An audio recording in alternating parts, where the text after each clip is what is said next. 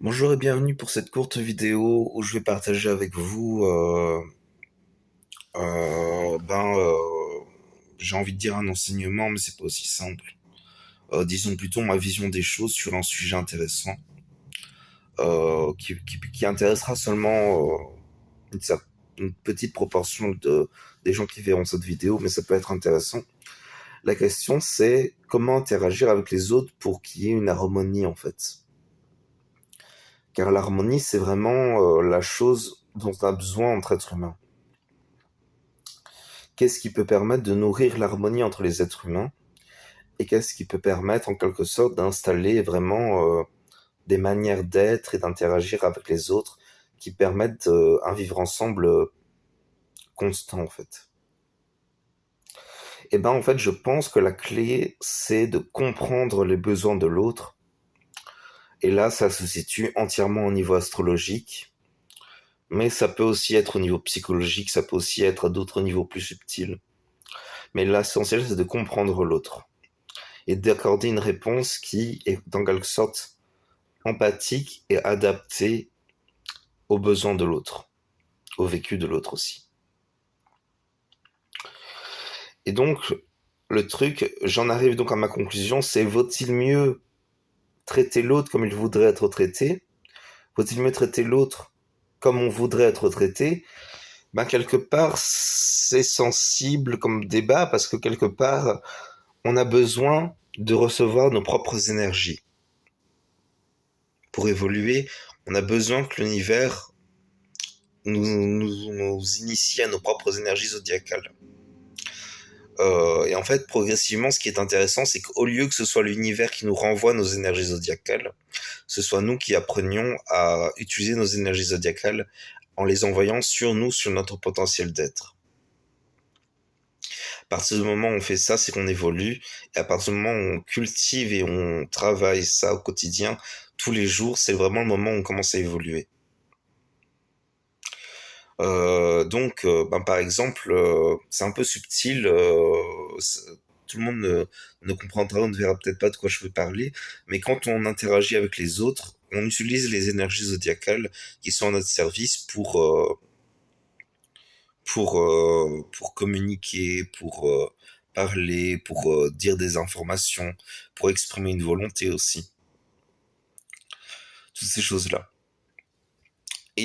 Par exemple, en quelque sorte, moi j'ai Saturne en bélier à la fois au niveau sidéral et au niveau tropical. Donc en quelque sorte, ça veut dire que ma manière d'amener de l'ordre, d'après ce que j'ai compris, c'est ça, Saturne, c'est ce qui amène l'ordre.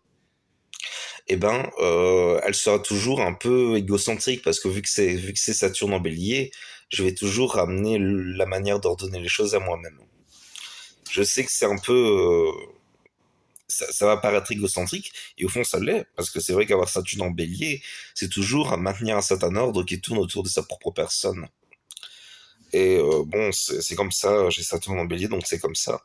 On peut quand même, mais on peut tout de même, heureusement, créer quelque chose qui tourne autour de sa personne, mais qui est mis au service des autres. C'est toute la subtilité quelque part de ce que je dois apprendre avec ce Saturne en bélier.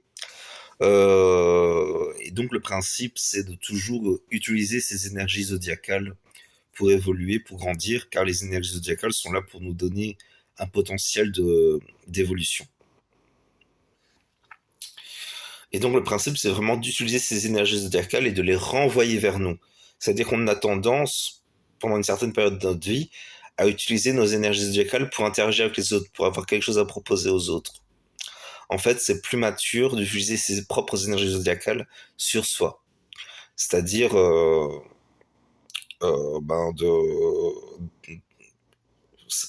je ne sais pas si vous comprenez clairement ce que je veux dire, parce que c'est quelque chose, si on le perçoit pas, c'est difficile de le montrer, quoi. Enfin bon. Et donc le principe, c'est d'évoluer avec ce que nos énergies zodiacales veulent qu'on évolue, veulent que l'on apprenne, veulent que ce que l'on fasse en fait en quelque sorte.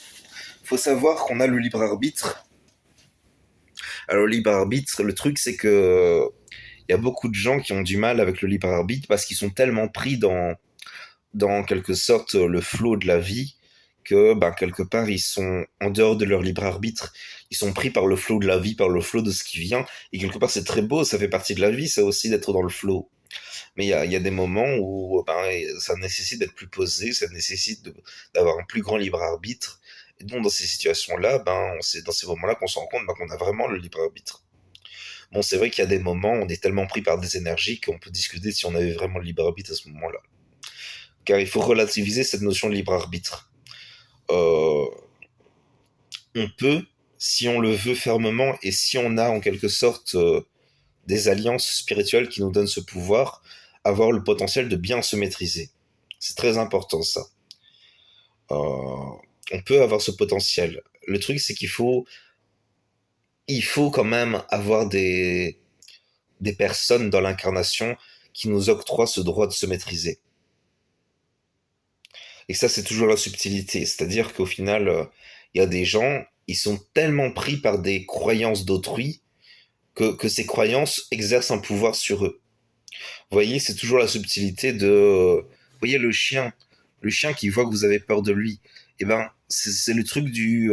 ah, il va peut-être agresser parce qu'il croit que vous avez peur, parce qu'il ressent cette énergie de peur, il ressent que vous croyez qu'il va l'attaquer, et quelque part, c'est cette énergie que vous croyez qui attire ce phénomène.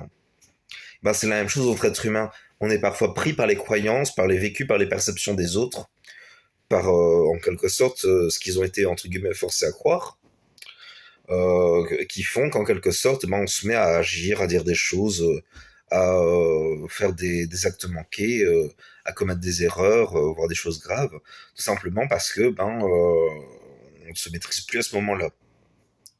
Donc le truc, c'est vraiment de se donner le libre arbitre les uns les autres. Ça, c'est vraiment fondamental. C'est-à-dire que des relations entre êtres humains qui ne sont pas fondées sur le libre arbitre, eh ben, elles sont un peu destinées à s'écrouler à un moment ou à un autre. Parce que ben, quand on est tout le temps pris dans le flot des événements, il y a forcément un moment où ça peut craquer. Parce qu'on ne peut pas être tout le temps dans le flot. Il y a des moments où on a besoin du libre arbitre.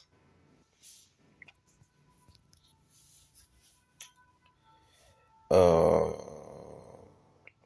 Et en même temps, c'est vrai que c'est important qu'il y ait des moments où on est dans le flow.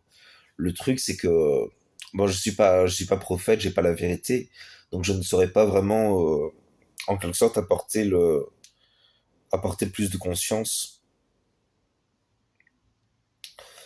Comment évoluer dans notre chemin d'incarnation?